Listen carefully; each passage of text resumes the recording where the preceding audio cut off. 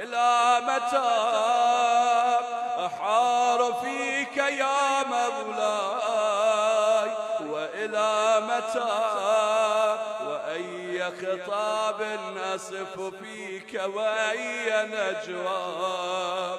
عزيز علي أن أجاب دونك وأناغى، عزيز علي أن أبكيك ويخذلك الورى، عزيز علي أن يجري عليك دونهم ما جرى. هل من معين